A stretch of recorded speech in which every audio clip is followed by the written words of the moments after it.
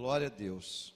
Irmãos, hoje nós estamos dentro do calendário cristão, dentro daquilo que o mundo chamado cristão comemora. Hoje seria, na história, da repetição da história, o domingo em que Jesus entra em Jerusalém.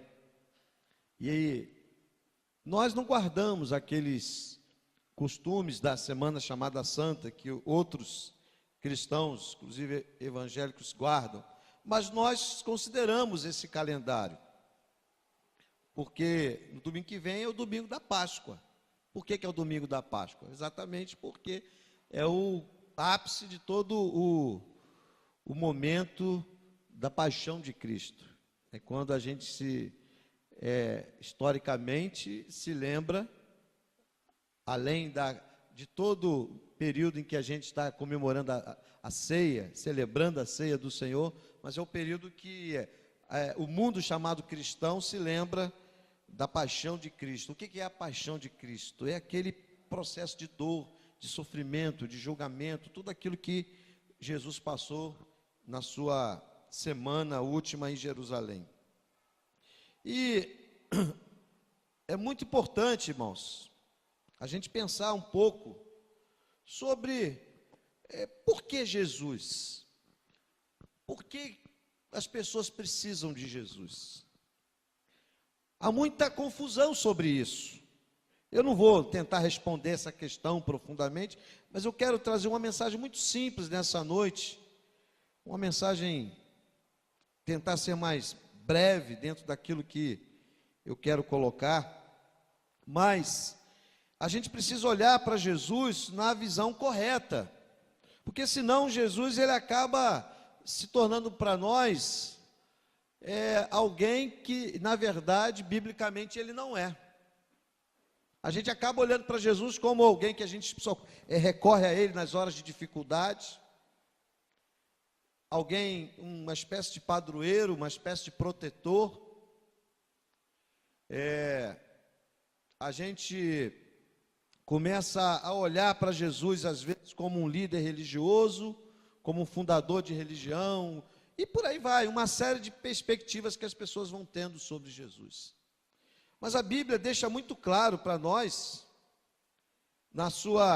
finalzinho do seu encontro com os discípulos, já depois da ressurreição, Jesus dá aquela ordem, que é a chamada de grande comissão, quando ele fala, lá em Mateus 28, versículo 18 em diante, e aproximando-se Jesus, falou-lhes, toda autoridade me foi concedida no céu e na terra, portanto, ide e fazei discípulos de todas as nações, batizando-os em nome do Pai, do Filho e do Espírito Santo, ensinando-lhes a obedecer a todas as coisas que vos ordenei, e eu estou convosco todos os dias até o final dos tempos.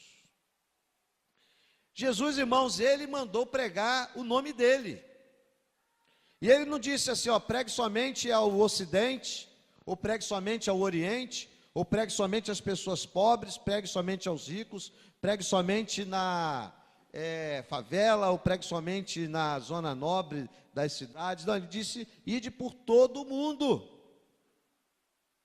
e anuncie a minha mensagem. Ele disse, ide, e pregai lá, que qualquer fé está bom, que todos os caminhos me conduzem ao céu, que basta ter um coração bom, está bom. Não, ele falou, ide por todo mundo e fazer o quê? Discípulos. Discípulos de quem?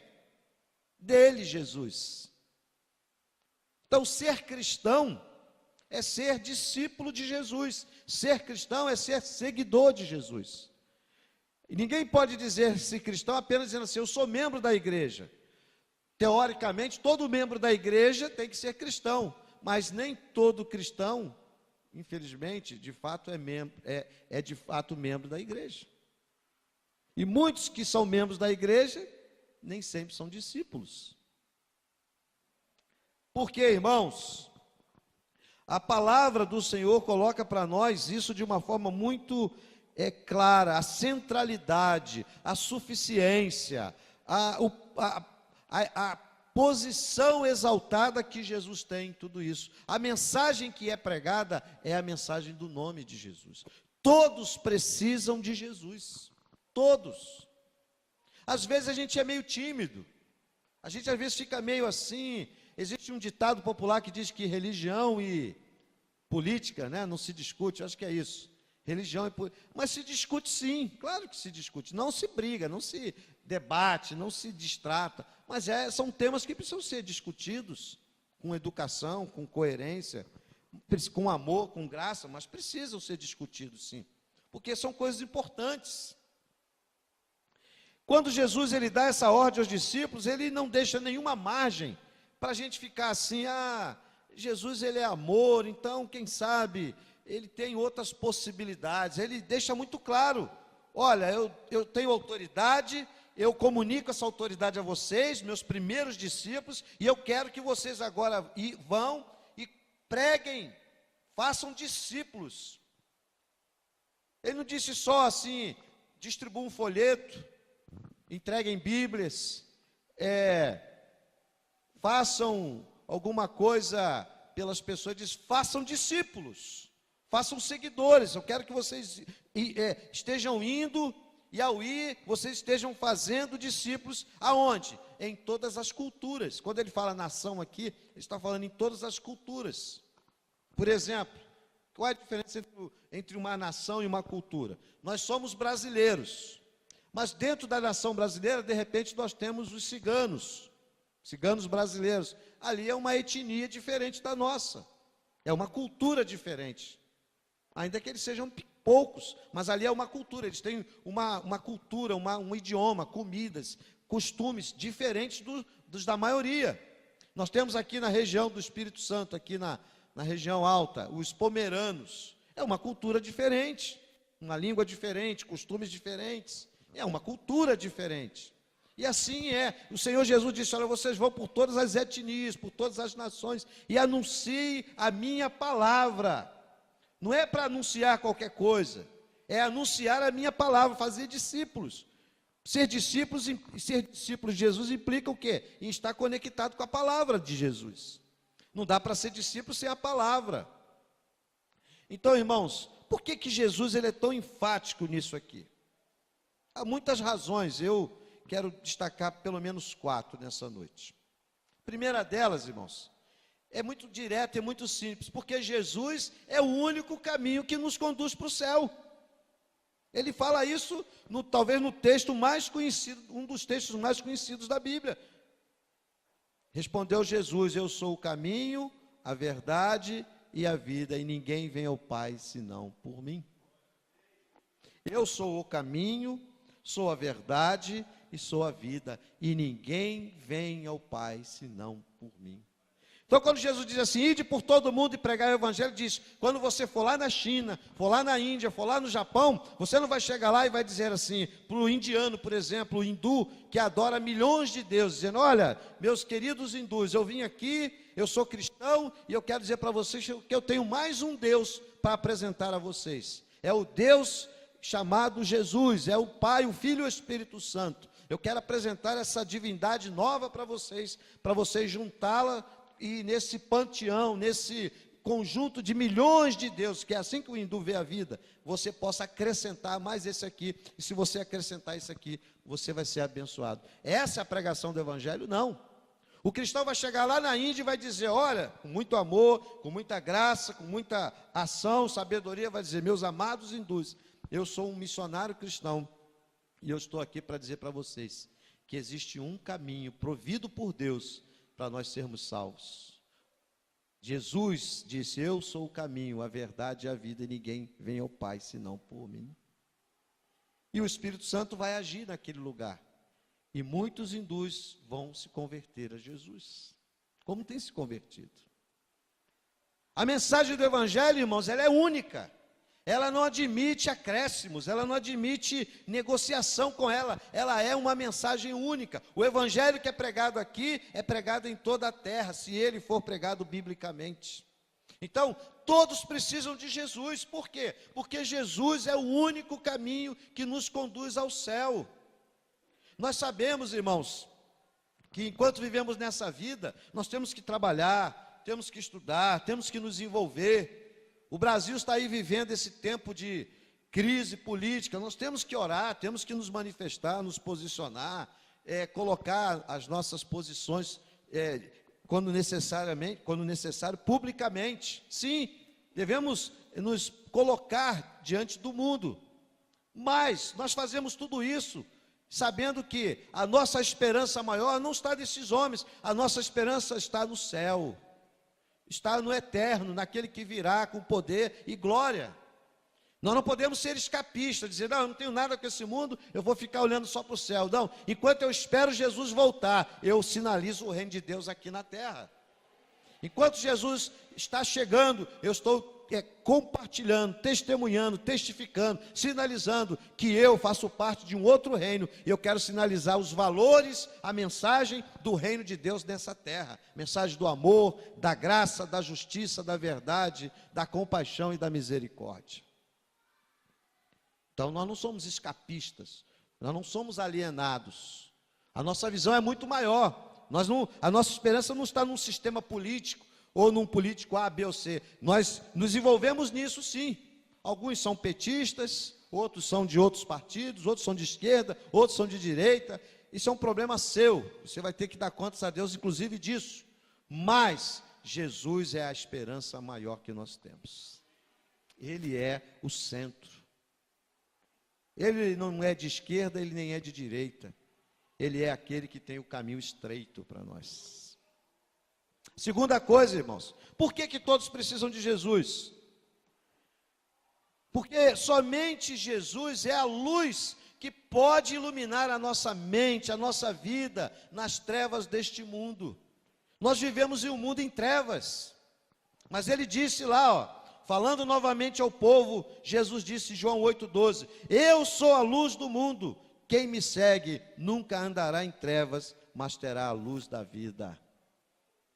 Nós vivemos num mundo, quando a gente fala que vivemos num mundo em trevas, é um mundo confuso, é um mundo distorcido. Não dá para não falar dessas coisas, nós estamos vivendo isso.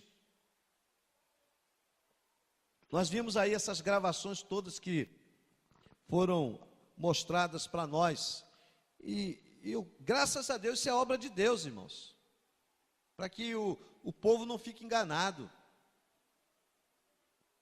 E ali, eu não sei se você já notou isso, mas em momento nenhum a gente vê as pessoas que foram pegas naqueles grampos e aqueles que os apoiam tentando explicar, dar uma explicação plausível para aquilo ali, aqueles xingamentos.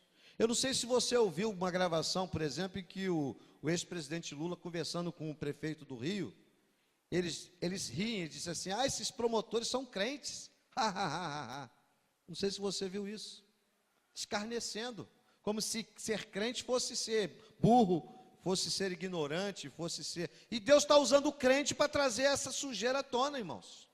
Glória a Deus. Na função deles, observe o que eu acabei de falar. Eles são crentes, eles creem na volta do Senhor, mas enquanto estão aqui, eles estão trabalhando a favor da justiça. Usando uma vocação, uma profissão, são homens preparados, bem formados.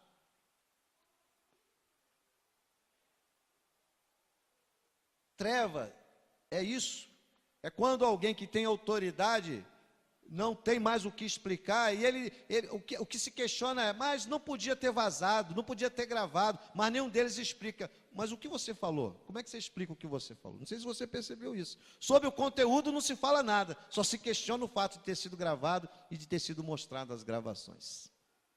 Isso é o quê? São valores distorcidos, são valores trocados. Hoje se fala, por exemplo, há uma chamada ideologia de gênero que quer ensinar aos pais e à sociedade que você não deve ensinar o seu filho homem, que nasceu homem, a ser homem, nem a sua filha que nasceu mulher a ser mulher, que você precisa criá-lo livremente para que ele encontre o gênero que bem lhe aprover. Olhe bem, irmãos, eu estou simplificando a coisa, mas é isso.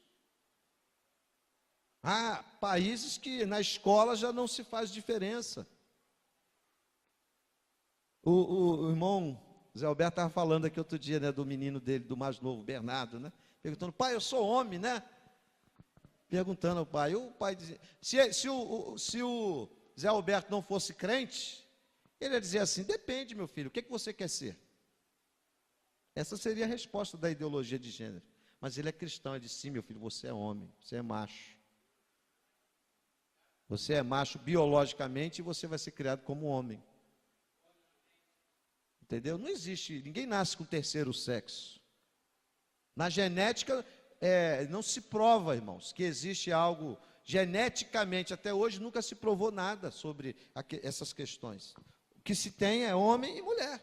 E tem, às vezes, aquele problema hermafrodita, mas aquilo é um problema biológico que é tratado com cirurgia. Você está entendendo? As outras coisas são outras coisas. Mas biologicamente, geneticamente, é assim, é muito claro. Homem e mulher. Geneticamente é assim. Mas vivemos numa sociedade em trevas. Se fala muito que a Idade Média, século XIII, século XIV, século XII, era a Idade das Trevas. Mas, irmãos, continua havendo trevas na nossa sociedade. Agora eu digo a você, você que está aqui me ouvindo, você não precisa viver em trevas, porque a Bíblia diz que existe um que ilumina a nossa vida e ele é Jesus. Eu sou a luz do mundo, quem me segue nunca andará em trevas, mas terá a luz da vida. Glória a Deus. A luz de Jesus, irmãos. É isso que ele faz na vida daquele que ele chega. Onde há escuridão, onde há confusão, onde há medo, onde há insegurança, onde há temor, a luz de Jesus chega e traz segurança, traz vida, traz direção, traz iluminação. É assim a obra do reino, é assim a obra do evangelho. Onde o evangelho chega, as trevas da superstição saem.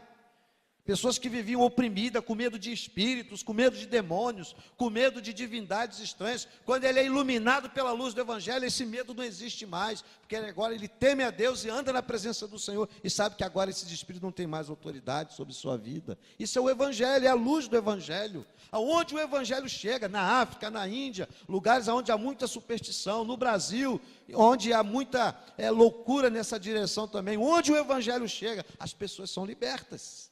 A luz chega, a iluminação do reino de Deus chega naquele lugar. Isso é uma obra, é por isso que Jesus disse, ide, pregai, pregue a minha palavra. Porque há vidas que precisam ser iluminadas. Todos precisam de Jesus, por quê? Porque vivemos num mundo em trevas. São mortes, coisas terríveis acontecendo todos os dias, violência, injustiça, tudo isso aí que a gente sabe que acontece e que a gente não sabe. Graças a Deus que a gente nem sabe de tudo, porque senão seria muito doloroso. É muito triste a gente ver tudo isso que nós temos visto no nosso país. Não precisamos nem ir para fora, só no nosso país. Mas Jesus, irmãos, é a esperança do Brasil, Jesus é a esperança da humanidade. Jesus é a luz que pode trazer iluminação. Aí, você acha que isso que está acontecendo no Brasil é obra do acaso? Não, irmãos. Os próprios promotores, eles não tinham ideia do buraco de sujeira que eles estavam entrando quando eles começaram a investigar. Um deles, que inclusive é evangélico, disse isso numa entrevista, ele disse, olha, nós pegamos um caso, e daquele caso começou a haver um monte de revelações, e aquilo foi crescendo, e essa investigação já tem aí 3, 4 anos, e tem muito mais coisa para cavar, porque tem um monte de documento que ainda não foram pesquisados, e tem um monte de gente com a barba de molho, porque sabe que a qualquer hora vai ser pego com a boca na botija. Deus está fazendo uma limpa, irmãos, Deus está fazendo uma limpeza, graças a Deus. A igreja tem orado sobre isso e vamos continuar orando. Podem rir, pode escarnecer, pode falar, são crentes. Agora se explica para os crentes que elegeram ele, o prefeito do Rio, por exemplo. Vai se explicar para eles, para os crentes. Agora, bobo do crente que vê um negócio desse, depois vai fazer campanha para um indivíduo desse, pregar e defender o indivíduo desse. Nós não podemos ser bobos, irmãos. A nossa visão do mundo, ela tem que ser baseada na palavra. E a palavra de Deus diz que o crente, ele não anda em trevas, ele anda na luz. Ele tem discernimento, ele olha para as coisas, ele entende, ó, isso aqui não é de Deus não, isso aqui pode ser. A gente sabe que não existe um homem perfeito, mas existem homens e homens. Existem éticas e éticas, caráteres e caráteres. Homens dignos e homens que não valem nada. A gente sabe que existe. Então, como cristão, eu não ando nas trevas. Quem anda nas trevas, disse Jesus, não sabe para onde vai. Está perdido. Outro dia eu vi uma entrevista, me perdoe falar disso, mas é o que a gente está vivendo. Outro dia eu vi uma entrevista de um cidadão numa manifestação, alguém perguntou, ele com a camisa da CUT, alguém perguntou a ele, você sabe o que você está fazendo aqui? Eu acho que é para tirar Dilma do poder. Não, aí o rapaz perguntou, mas será que não é o contrário, não? Falou, não sei, pergunta ele lá, ele que chamou a gente, não sei o quê. E você ganhou dinheiro? Ganhei, ganhou quanto? R$30. Irmãos, isso é triste, irmãos, a gente vê um brasileiro exposto a um negócio desse. Ele está ali porque ele precisa de dinheiro, precisa de um sanduíche, precisa. Ele está ali para ganhar isso, é triste, irmãos. Essa manipulação, isso é o quê? Trevas espirituais, irmãos. Agora, quando um homem desse se converter de verdade, ele vai ter senso crítico, se ele for bem discipulado, bem ensinado na Escritura. Ele vai olhar para essas coisas e vai dizer, isso não é de Deus, isso não procede do Senhor, isso não agrada a Deus. A pessoa, irmão, pode até estar lá, defendendo, ele é livre, nós vivemos num país democrático, mas ele tem que estar lá consciente. Não, eu estou aqui porque eu apoio, porque eu sou contra o que estão fazendo, o que deixa de fazer, mas ele sabe o que está fazendo. Não sei não, ele está lá com a camisa favorável, dizendo, acho que é contra. Na inocência dele, não estou falando de criança não, um homem maduro. Essa pessoa precisa, entre outras coisas, de quê? Precisa conhecer a luz do Evangelho de Jesus. Porque essa luz, irmãos, ela não ilumina só a nossa mente intelectualmente, ela ilumina a nossa alma. Ela ilumina a nossa eternidade, ela nos mostra o caminho. Eu falo isso, irmãos, por experiência própria, eu já falei isso aqui várias vezes. Antes de me converter, irmãos, eu praticava coisas que eu dependia de espíritos. Se eu gostava de ouvir de madrugada um programa, que era olha a loucura, era um horóscopo, e naquele horóscopo dizia qual era a entidade que estaria me ajudando no dia seguinte. Aí no dia seguinte eu tinha que fazer lá uma reverência àquela divindade. Às vezes eu fazia, às vezes eu esquecia, ficava com aquele sentimento de culpa, puxa, eu não fiz, então eu estou desprotegido. Era cheio de superstição, irmãos. E outras coisas mais, que eu não quero entrar em detalhes aqui agora, mas sabe quando é que a gente é liberto disso? Quando a luz chega, irmãos. Quando a luz chega, as trevas se dissipam. Não era assim? Quando Jesus chegava no ambiente onde havia trevas, a luz chegava, as trevas balançavam ali. A luz chegava, a luz do Evangelho, a luz do reino de Deus, a luz da verdade. Quanta gente, irmãos, que vive aí sem sonho, sem plano, sem projeto de vida, sem nenhuma coisa maior, ele não vive, ele sobrevive, ele está ali existindo. Mas quando ele se converte, ele entende que a vida dele tem valor, que ele pode estudar, ele pode crescer, ele pode avançar, ele pode ser uma pessoa diferente do que ele é, ele pode quebrar até aquele ciclo de pobreza e de miséria que ele vive. Eu conheço pessoas que venceram assim, homens que se converteram com 30 anos, eu tive um professor no seminário, ele se converteu já homem maduro, era semi-analfabeto. Quando ele encontrou com Jesus, a vida dele mudou, ele foi estudar, fez supletivo, ele me deu aula de inglês no seminário. Já faleceu, já está na glória, ele era pequenininho, ele dizia assim, olha, e ele repetia isso quase toda a aula, eu venci no joelho, o joelho dele era calejado, porque ele era um homem de oração, aí ele contava a história dele, eu me converti já homem maduro, eu não sabia ler direito, eu não sabia escrever, mas fui estudar, e era professor no seminário, dava aula de inglês. O que é isso, irmãos? É a luz do Evangelho que chega, irmãos, e a dignidade do homem é restaurada, a dignidade do homem é resgatada. A luz do Evangelho, irmão, dissipa toda mentira, seja de esquerda, seja de direita, seja de centro, porque Jesus não é de direita, nem de centro, nem de esquerda, ele é do caminho estreito. Guarde essa, se quiser botar no Face, está liberado. Como diz o Jorge Mauro, desceu fresquinha. Terceira razão, irmãos, porque todos precisam de Jesus, é porque somente através de Jesus nós temos vitória contra as forças do mal. Tanto o mal que está dentro de nós, quanto o mal que vem fora de nós. Porque a gente às vezes pensa muito no mal que vem de fora. Satanás e seus demônios, mas existe o mal que está dentro de nós. E Jesus, ele é a solução tanto para um quanto para outra coisa. Ele nos dá vitória, irmãos, contra o mal. Quantos sentimentos ruins passam pelo nosso coração cada dia, irmãos? Quantos pensamentos, quantas palavras torpes. Na nossa própria relação com Jesus, quantas vezes a gente olha para Jesus e se relaciona com Ele errado? Isso é o mal que está dentro de nós. Como eu falei no início, a gente vê Jesus como um padroeiro, um pronto-socorro, a gente vê Jesus como alguém que a gente procura para nos proteger, para nos ajudar nas horas difíceis. Jesus não é nada disso, irmão. Jesus é Deus, Ele é santo, Ele é poderoso, Ele é digno, Ele é aquele que merece exaltação, temor, honra e glória. Então Ele não é um ser qualquer, para você colocar lá num altar junto com outras imagens. Ele é único, irmãos. Então é através dele que a gente tem poder para vencer as forças do mal. A Bíblia diz, eu gosto muito desse versículo, 1 João 3,8, a segunda parte: para isso o Filho de Deus se manifestou, para destruir as obras do diabo.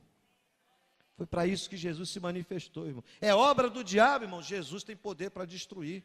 Seja ela uma obra numa vida, seja numa estrutura social, seja numa nação inteira, irmãos. Jesus, quando ele se manifesta, a Bíblia diz que ele se manifestou para destruir as obras do diabo, irmãos. E ele desfaz. Eu fico maravilhoso. Hoje à tarde eu estava lendo um daqueles textos onde Jesus chega e os demônios estão ali embutidos nas pessoas, porque a gente pensa que pessoa demonizada é só aquela que está se batendo. Não, irmãos, a pessoa pode estar normal ali. E esse é o pior, porque você não está nem vendo. Entendeu? Quando Judas foi vender Jesus, a Bíblia diz que o demônio entrou nele, mas Judas não caiu no chão se batendo. Ele foi lá na sua consciência e negociou Jesus e argumentou racionalmente com os líderes que estavam querendo a cabeça de Jesus. Mas ele estava demonizado, diz a Bíblia. Então, não vamos nos enganar, não, fulano está, não tem não, cuidado, porque esse é o pior, que você não está vendo. Quando chega num nível desse, hoje eu vi um vídeo muito estarrecedor. Um jovem sofreu um acidente de moto, não se machucou seriamente, ele estava caído no chão, as pessoas ao redor dele, olhando para ele, esperando o socorro chegar, e aquele jovem depois que caiu de moto ficou endemoniado. Satanás dizendo que ia levar ele gritando, e tinha uma crente ali dizendo, está repreendido em nome de Jesus. Sempre tem um crente que surge na hora, né? Tinha uma lá orando, vai levar não, Satanás, você não vai levar ele não. Olha que coisa estranha, um jovem caiu de moto e ficou endemoniado.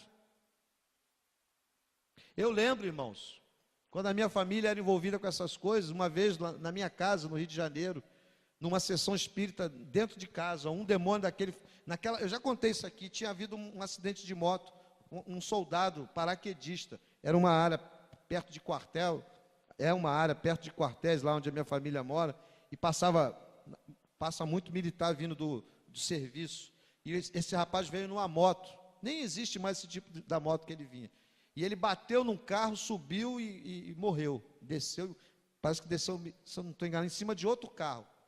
Um rapaz jovem, estava na época de serviço militar, 20 e poucos anos, morreu.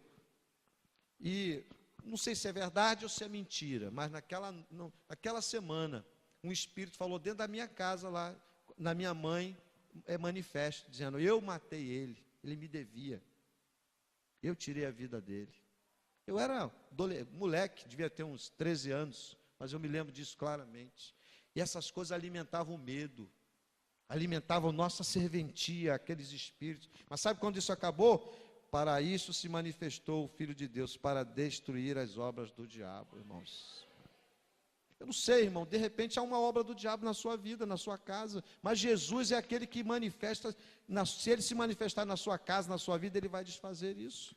Você precisa buscar a Jesus, você precisa crer nele, você precisa clamar, isso é uma luta, irmão, isso é uma batalha. Uma batalha a gente não ganha, numa guerra a gente não ganha só numa batalha. Às vezes você tem que batalhar dias, anos. E Deus tem um propósito nisso também. Mas quando ele entra para vencer, irmãos. Jesus não entra numa batalha para perder. Ele não entra numa batalha para ver. Quando Jesus chegava no lugar, como eu estava dizendo, e aqueles demônios embutidos ali nas pessoas começavam a se manifestar: ó Jesus, eu sei quem tu és, eu sei quem tu és o Filho de Deus, já vieste nos repreender. Jesus mandava calar, cala, porque ainda não é tempo que as pessoas saibam disso. Está repreendido.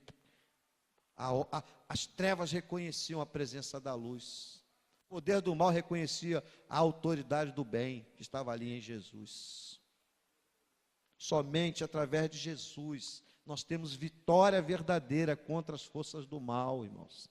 Por isso, irmão, que eu repito, o crente não tem que ter medo, irmãos, dessas coisas.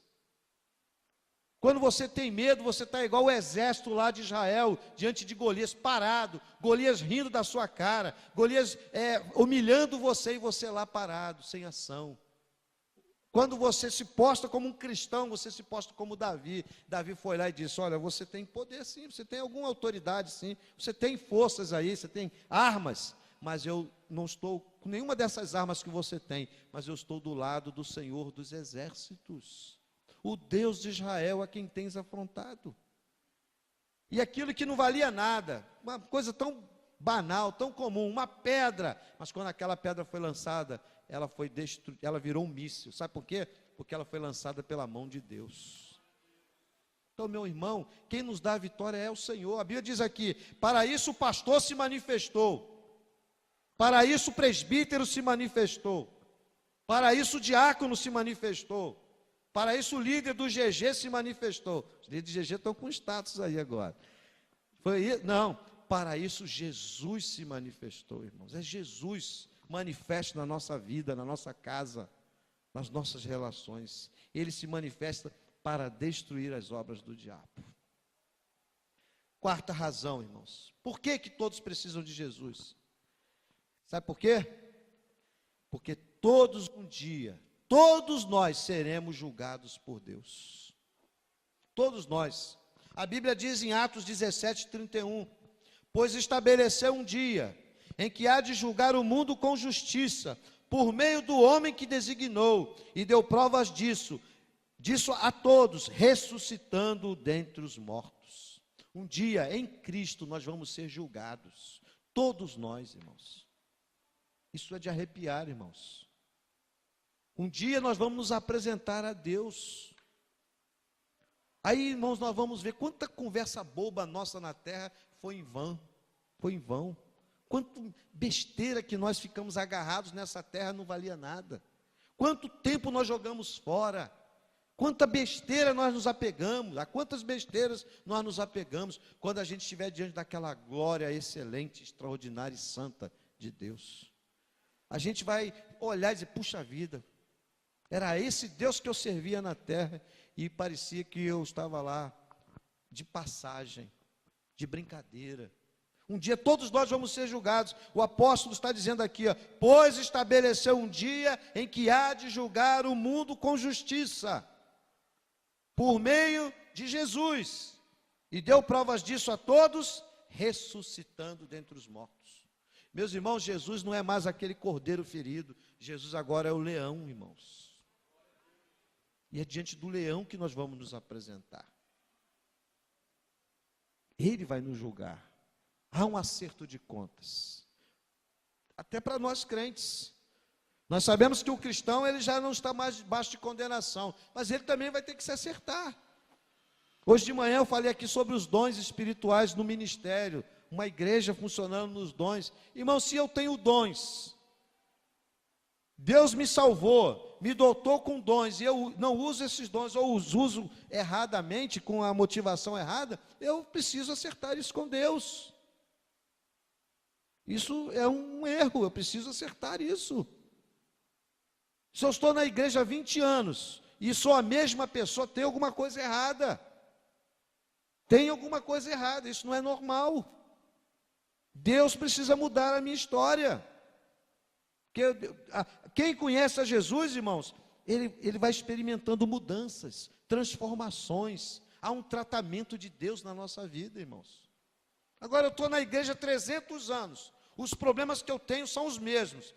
Os pecados que eu cometo são os mesmos. O meu estilo de vida não muda. Eu preciso nascer de novo, irmãos. Talvez eu não sou crente, não sou nascido. Aliás, sou crente, não sou nascido de novo, porque crente até o diabo é, diz a Bíblia. E é interessante que quando Tiago fala que o diabo é crente, ele não diz que o diabo é membro da igreja, diz que o diabo é crente e que ele estremece diante do poder de Deus. Então, isso são coisas muito claras do Evangelho. Então, meus amados, por que todos precisam de Jesus? Como eu disse, era uma palavra muito simples. Primeiro, porque Jesus é o único caminho. Não se engane, meu querido, com essa história de que existem outros caminhos, de que Deus é bom e no final Ele vai dar uma chance, Ele vai criar um meio termo. Não se iluda com isso. O que Deus vai fazer com aqueles que nunca ouviram a palavra é problema de Deus. O que nós precisamos fazer é crer naquilo que ouvimos e anunciar essa palavra. O resto é problema de Deus. E Deus sabe o que fazer com eles melhor do que eu e você. Então, Jesus é o único caminho para o céu. Por que todos precisam de Jesus? Porque somente Jesus é a luz que pode iluminar a nossa vida nas trevas deste mundo. Vivemos num mundo de trevas, gente, não vamos nos iludir com isso. Essa é a verdade. Tem dias que a gente tem vontade, né? Jesus, só podia voltar hoje. Tem dias que as coisas acalmam e diz, Jesus, não precisa voltar hoje não, demora mais um pouquinho. Aí a coisa pega de novo, aí você diz, Jesus, você podia voltar hoje, né? Amanhã eu tenho que pagar aquela duplicata, se só voltasse hoje eu estava livre, né? Está difícil, Jesus, está complicado, a crise está tremenda. Esses problemas, esse peso, essa luta que eu estou vivendo, um peso está grande, Jesus, tem misericórdia, volta logo. No coração do crente, há esse anseio pelo encontro com o Senhor. Mas a gente sempre pensa, não, Senhor, mas tem mais alguém para ganhar para o Senhor, tem um parente, tem algo na minha vida que eu quero chegar lá melhor. A gente pensa nisso, mas o fato é, irmãos, que Jesus é a luz que ilumina as nossas trevas. Por que todos precisam de Jesus? Porque somente através de Jesus há vitória verdadeira sobre as forças do mal, irmãos. É Jesus, irmãos. É Jesus. Por que todos precisam de Jesus? Porque um dia todos seremos julgados por Deus. Jesus, ele veio nos substituir. A morte, a teologia cristã, a teologia bíblica ensina que a morte de Cristo foi substitutiva. O que significa isso? Que ele na cruz, ele tomou o meu e o seu lugar. Infelizmente, há muita gente hoje que está celebrando Domingo de Ramos, Semana Santa e tal. A gente respeita, é a convicção da pessoa, não estou criticando isso. O que eu estou dizendo é o seguinte, que infelizmente muitos fazem isso sem entender a mensagem, fazem isso religiosamente. Mas se você perguntar a ele assim ou a ela, você sabe o que significa a paixão de Cristo? Você sabe o que significa o sacrifício expiatório de Jesus? A morte substitutiva de Cristo na cruz? Não, não sei. Ele não sabe. Ele não come carne por superstição. Ele não xinga palavrão na sexta-feira por superstição. Mas quando der meia-noite de sábado, ele começa a xingar de novo. Ele não se prostitui, não enche a cara na sexta porque é santa, mas no sábado é corrupto de novo. Isso não agrada a Deus, irmãos. Deus não está preocupado com isso. Deus quer vidas regeneradas, restauradas pelo poder do Espírito Santo, irmãos. Então, irmãos, se essas verdades que nós acabamos de compartilhar são verdades, elas trazem para nós duas implicações. A primeira é muito simples. Se é verdade que Jesus é o único caminho, se é verdade que Ele é a única luz que pode iluminar a minha vida nesse mundo de trevas, se é verdade que Jesus é aquele que tem poder, de fato, para que eu possa vencer as forças do mal, tanto que estão em mim, quanto que estão fora de mim, se Jesus é aquele que pode garantir a minha absolvição diante do julgamento final, então eu tenho que entregar a minha vida a Jesus de verdade, sem nenhuma reserva. Eu tenho que me arrepender dos meus pecados e render a minha vida a Jesus hoje. Essa é a primeira grande implicação. É a primeira grande consequência dessas verdades. A segunda é a seguinte: Se é verdade tudo isso que já falamos até aqui, como cristãos, o que é que nós temos que fazer? Se é verdade isso, então nós temos de fazer todo o esforço, irmãos, todo o esforço para que o nome de Jesus seja conhecido por todos e o mais rápido possível. Se eu creio que Jesus é o único caminho, então nós precisamos investir em missões, precisamos ampliar a nossa visão. Jesus disse que o campo é o mundo, Jesus disse que os campos já estão brancos para serem ceifados, há almas clamando por salvação. E quem é que tem essa mensagem? Os discípulos de Jesus. Então, se é verdade tudo que eu falei, eu não posso querer guardar isso para mim. Eu preciso me levantar e me tornar uma testemunha de Jesus aqui, mas também lá onde Jesus quiser me enviar. O pastor que vai estar pregando no próximo final de semana aqui na nossa igreja, ele trabalhou na Índia, lá no Oriente, lá na Índia. Eu vou pedir a ele para compartilhar algumas experiências aqui para a igreja. Ele escreveu livros, se você quiser comprar os livros dele, eu acho que ele vai trazer algum. Escreveu 3 livros, inclusive um deles baseado na experiência dele na Índia. É um homem muito usado por Deus. Então, ele conta uma experiência de um missionário que chegou na Índia. Teve até um missionário que pegou essa experiência e contou como se fosse ele. Mas isso é mentira. Houve isso, mas com outro missionário. Que havia um casal. Você sabe que na Índia, o hindu, ele não sepulta os seus mortos, ele crema. Ou, quando ele não consegue cremar, ele joga num rio sagrado. O rio mais sagrado da Índia é o rio Ganges. E diz uma história que um missionário chegou e encontrou um casal. E evangelizou aquele casal na beira do Ganges. E aquele casal se converteu, entendeu a mensagem de Jesus, entregou a vida a Cristo. Mas, ao mesmo tempo que eles ficaram alegres com aquela descoberta da graça de Deus, aquele casal teria dito para aquele missionário: por que você não veio antes? Por que você não veio antes? Por que você não veio antes? Porque momentos antes, irmãos, eles tinham acabado de sacrificar a filhinha deles, que nasceu com os problemas, e eles colocaram elas consagrando ao rio Ganges. Se eles tivessem conhecido um pouco antes a graça, eles não teriam cometido aquele pecado. Por que você não veio antes? Uma coisa, irmãos, que como pastor dói o meu coração, por exemplo, é quando eu fico sabendo que alguém na cidade onde eu moro, isso infelizmente já aconteceu, se suicidou. Ah, pastor, fulano ali da casa tal se suicidou, botou uma corda no pescoço e se matou. Irmãos, isso é uma faca no nosso peito, irmãos. Isso significa que nós não conseguimos chegar até aquela vida, que faltou. Ele poderia até não querer, ele poderia até rejeitar a palavra, poderia até dizer: não quero Jesus, eu quero ir para o inferno. Eu já ouvi histórias assim de homens que estavam no final da vida e alguém chegou para ele: olha, arrependa-se, entregue sua vida a Cristo, Jesus tem o céu para você, volte-se para Deus agora, você vai estar dando os últimos, o seu coração vai parar. E a pessoa diz: não, eu quero ir para o inferno. Você não vai dizer: então vai em paz.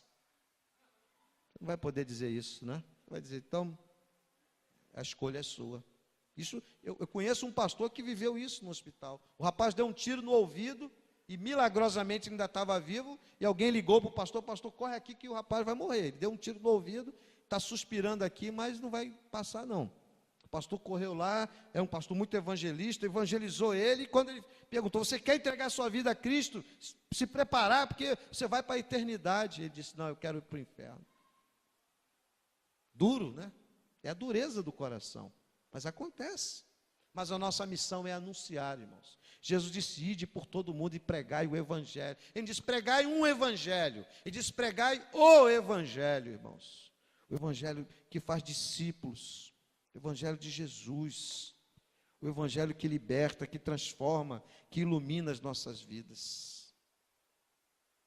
Meus amados, concluindo essa mensagem, Jesus, ele está em ação na terra, irmãos. Jesus, ele está salvando gente de todas as nações, irmãos.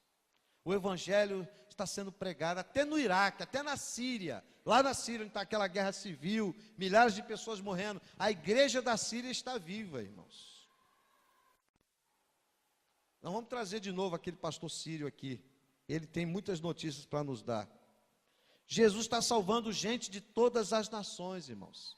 Há uma grande colheita de vidas sendo feita na terra, irmãos. Nós não sabemos, mas Deus está trabalhando, irmãos, em todas as nações. Deus está agindo. No Japão, na China, na Rússia. Deus está trabalhando, irmãos. Nos países da África, até nos países muçulmanos, onde é tão difícil pregar o Evangelho. Vocês sabem disso, tem muçulmanos sonhando com Jesus, sonhando com a Bíblia, sonhando com o Senhor, e daqui a pouco ele evangeliza, diz, mas isso que você está falando é Jesus, eu sonho com ele há 3 anos, e ele se converte, ele e a família. Outro dia eu vi a notícia de que um príncipe do Kuwait, de um emirado daquele lá, tinha se convertido. Deus está fazendo a obra, irmãos. Há um encontro marcado na presença de Deus na eternidade, irmãos. A Bíblia diz que lá na eternidade, nesse momento de glória, há uma palavra em Apocalipse que diz assim, quando chegaram lá, e eles cantavam um cântico novo, tu és digno de receber o livro e de abrir os seus selos, pois fostes morto e com o teu sangue compraste para Deus gente de toda tribo, língua, povo e nação. Isso está acontecendo, irmão. Gente de toda tribo, língua, povo e nação estão sendo alcançados, irmãos. Então, irmão, nós temos que ser parte disso, irmãos. Nós não podemos nos acomodar a sermos apenas consumidores de culto, consumidores de igreja. Nós temos que ser parte do projeto de Deus na terra, irmãos.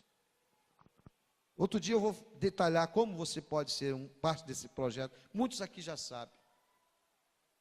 Então, irmãos, a questão é, você já está fazendo a sua parte para que outros possam fazer parte desse encontro glorioso? Nós estamos fazendo a nossa parte? Eu acho que podemos fazer muito mais, irmãos. Podemos adotar missionários, podemos ser missionários indo. Nossa igreja tem jovens, tem adolescentes, tem jovens adultos. Será que Deus não tem um missionário aqui para enviar para uma outra nação, para um outro estado, para uma outra cidade? Quem sabe? Quem sabe? Quando eu tinha 27 anos, eu fui para a Bahia, para o sertão da Bahia, lá do fim do mundo. Nunca mais voltei lá. Hoje eu estava falando que eu preciso voltar lá, visitar os irmãos lá. Faz muitos anos que eu não fui lá. Lugar difícil, irmãos. O último casal de missionário que saiu de lá com depressão, para vocês terem uma ideia. O outro pastor que antecedeu esse casal saiu de lá do alcoolismo. O negócio era brabo. Fazia mais de 20 anos que não tinha um batismo dentro da denominação que eu fazia parte. 20 anos, irmãos. Não estou falando de Índia, não, estou falando de Brasil. Entendeu? Mas eu saí de Vitória, eu morava ali perto de Jardim Camburi. Um dia eu peguei uma carona com um cidadão lá, ele conhecia, ele falou, não acredito, você saiu daquele lugar e veio para esse fim de mundo. Você deve ter uma segunda intenção aqui. Você deve ter algum, você vai ganhar dinheiro aqui, você tem algum, não acredito, você saiu de lá, eu conheço lá a Vitória ali, e na época a Vitória era bom demais, era tranquilo demais. Aqueles quiosques ali de Camburi eram forrados com palha. Ali o trânsito era tranquilo. A vida em Vitória era mais fácil naquela época. Não é esse estresse que já está tendo hoje. Mas, irmãos, se precisasse repetir aquilo, eu repetiria, porque eu estava fazendo a vontade de Deus. Era a época que eu era mais jovem, a Soraya era mais jovem, as crianças eram pequenas. Então ninguém foi forçado. Eu fui lá conhecer o lugar, antes dela aí eu pintei o pior quadro. Falei, ó, o lugar lá é horrível. É assim, assim, assim, assim. Pior do que para quando ela chegasse lá, então não é tão ruim como você pintou. Entendeu? Nós moramos lá 2 anos, 3 anos, eu não lembro mais. Mas lá, irmãos, Deus nos deu a graça de construir um templo, de batizar vidas, deixar uma igreja lá estabelecida. Entende? Hoje eu já estou um pouco mais maduro. Mas se chegar a hora, Deus falar, não, eu quero que você faça alguma coisa para mim lá em outro lugar. Se Deus me mostrar, irmãos, eu tenho que dizer o que para Deus? vou pensar, quem sabe, não, se Deus me mandar, eu tenho que obedecer. Porque, irmãos, nós estamos nesse mundo para fazer a vontade de Deus. E a vontade de Deus é boa, ela é justa, ela é agradável, irmãos. Então a questão é essa: você já está fazendo a sua parte, nós já estamos fazendo a nossa parte para que outros possam fazer parte desse encontro glorioso com o Senhor? Ah, pastor, mas eu já estou muito idoso, está muito idosa. Irmãos, toda desculpa que você tiver, Deus tem uma resposta para você. Eu não vou começar a dar resposta não, senão eu vou pregar tudo de novo. E o nosso tempo já, eu não quero terminar o culto tarde. A segunda pergunta final é essa: você já está pronto para este encontro com Jesus?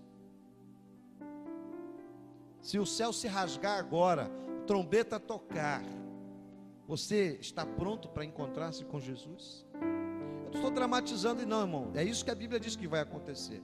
O céu vai se rasgar, anjos vão, miríades de anjos vão tocar, trombetas soarão, e o rei virá gloriosamente, irmãos. E a igreja do Senhor vai ter um encontro com o seu Senhor. Você está preparada? Você está preparado? Pense nisso, meu querido. Se você não está preparado, arrependa-se dos seus pecados hoje. Entregue sua vida a Jesus. Clame pela misericórdia do Senhor. Diga a Ele: Senhor, tem misericórdia de mim. Eu quero ser tua discípula, teu discípulo. Eu quero ser teu servo. Eu quero ser tua serva. Eu não quero mais andar pelos meus próprios caminhos. Eu quero ser aquilo que o Senhor quer que eu seja. Eu cansei, Senhor. Eu entendi a tua palavra. O Espírito Santo falou comigo. E eu quero fazer uma aliança contigo, Jesus. Essa é a decisão mais sábia que a gente precisa tomar. Se você já é um cristão, um servo, uma serva do Senhor, você precisa se conectar com o mover de Deus, com o agir de Deus, com o propósito de Deus para a sua vida. Começa na igreja local, mas o que Deus pode fazer, no dia que eu entrei na igreja, eu não sabia o que Deus ia fazer. Eu não falei para minha mãe: eu vou me converter que eu quero ser pastor. Isso era uma coisa tão longe da minha perspectiva. Eu não sabia nem o que era uma Bíblia, não sabia nem o que era ser crente, o que era uma igreja evangélica, não sabia de nada disso. Eu sabia sim que Jesus estava mudando a minha vida.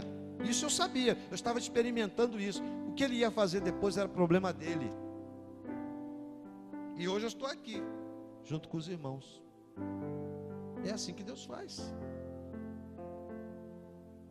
Então, meus amados, nós somos abençoados por fazer parte disso. É uma glória isso, irmãos, para nós.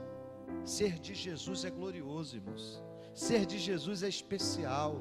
Ser de Jesus é uma graça maravilhosa, irmãos. Então seja de Jesus de verdade. Não brinque de ser crente, de ser cristão. Seja de fato de Jesus. Ame o Senhor, ande com Ele, testemunhe dEle. E se você ainda não entregou a sua vida a Cristo, faça isso hoje. Eu quero pedir o ministério de louvor. Dá para a gente cantar, encerrar um cântico? Eu vou pedir o ministério de louvor que venha aqui à frente. Eu quero fazer uma oração e nós vamos encerrar o culto. Hoje nós vamos encerrar o culto adorando o Senhor, porque Ele é maravilhoso, Ele é digno, Ele é extraordinário. Meus irmãos, às vezes você está num culto como esse e você sente a presença de Deus, você se alegra no Senhor. Às vezes você está no monte orando, você sente a presença do Senhor. Você está no seu quarto orando, você sente Deus ali. E imagine, irmãos, o encontro glorioso com o Senhor. É por isso que esse corpo aqui, irmãos, ele não aguenta. Ele não vai aguentar, ele tem que ser transformado. Porque esse corpo ele é limitado. A glória de Deus, ela é ilimitada. Então, para a gente estar na presença gloriosa do Senhor, nós vamos receber um corpo novo. Deus é perfeito em todas as suas obras, irmãos. Então nós vamos orar agora. E eu vou fazer uma oração de decisão, uma oração de consagração. Se você quer tomar uma posição na sua vida, aí onde você está, você vai orar junto comigo. E depois do culto, se você quiser me dizer da sua decisão, nós vamos ter prazer e alegria em te ouvir. Vamos fechar os nossos olhos. Vamos abaixar a nossa cabeça. Você que já é cristão, você que já é discípulo de Jesus, consagre sua vida, meu irmão. Saia daqui com esse propósito do seu coração: eu sou alguém que está cumprindo a grande comissão, a ordem de Jesus, porque todos precisam de Jesus. o rico, o pobre, o doutor, o analfabeto, o americano, o espanhol, o russo, o indiano, o brasileiro, o paraguaio, o índio, o cigano, todos precisam de Jesus. Todos precisam de Jesus. E se o Senhor quer me usar, Pai, para isso, faça a tua obra. Essa é a sua oração, meu querido. Nós vamos fazer uma oração de decisão agora. Se você quer entregar a sua vida a Cristo, faça essa oração comigo. Eu vou ajudar você a orar, a falar com Deus. Ore assim: Senhor Deus, diante da tua presença, eu reconheço que sou pecador, reconheço que estou perdido e que preciso do Senhor. Então, Pai, perdoa meus pecados, limpa a minha vida, assume o controle da minha existência, Senhor. Eu não quero mais andar pelos meus próprios caminhos, mas nesta noite eu quero fazer uma aliança contigo, Jesus. Eu quero te pedir que o Senhor, a partir de hoje, seja o verdadeiro Senhor e o verdadeiro Salvador da minha alma. Seja aquele que vai dirigir os meus caminhos, porque nesta noite eu me rendo, eu me entrego, eu declaro Jesus Cristo como meu único Senhor e o meu Salvador pessoal. Eu te peço, Jesus, que a partir de hoje o Senhor me ajude, o Senhor me capacite a fazer a tua vontade, a andar na tua presença, a viver para a tua glória, porque a partir de hoje eu confesso Jesus Cristo como meu Senhor e eu me declaro seguidor de Jesus até a eternidade. Amém e amém. Vamos adorar o Senhor. Com este canto nós estamos encerrando esse culto. Eu agradeço a sua presença. Que Deus te dê uma semana de paz, uma semana de vitória, uma semana de servo de Deus, para a glória dele, para a sua felicidade. Vamos ficar de pé e vamos adorar o Senhor. Eu sei que tem mais. Eu sei que existe mais de Deus pra mim. Que amor é esse? Que amor é esse? Que amor é esse? Eu não entendo.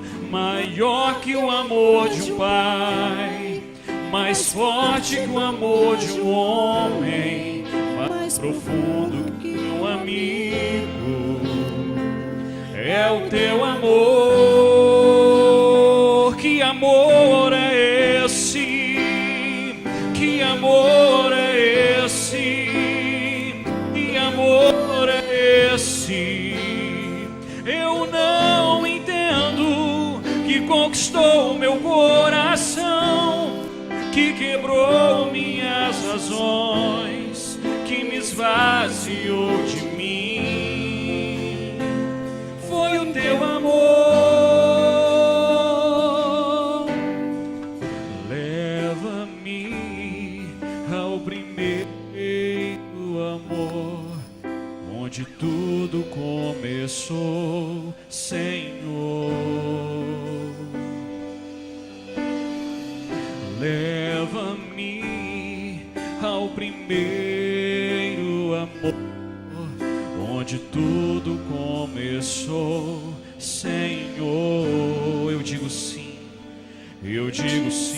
Senhor. Eu digo sim, Senhor, ao teu chamado, Deus. Eu digo sim, diga sim para Ele. Eu digo sim, Senhor. Eu digo sim, Senhor. As tuas promessas, Deus. Eu digo sim, como na primeira vez, como no primeiro instante, como no no primeiro olhar, no teu lugar, como na primeira vez, como no primeiro instante, como no primeiro olhar. Toma o teu lugar, toma o teu lugar, toma o teu lugar, como na primeira vez, Senhor. Toma o teu lugar. Oh, vem, oh, vem, oh, vem me envolver, vem com o teu amor. Oh, vem, oh, vem, oh, vem, oh, vem me envolver com o teu amor. Que amor é esse? Que amor é esse? Que amor é esse? Eu não entendo, que conquistou meu coração, que quebrou minhas razões, que me esvaziou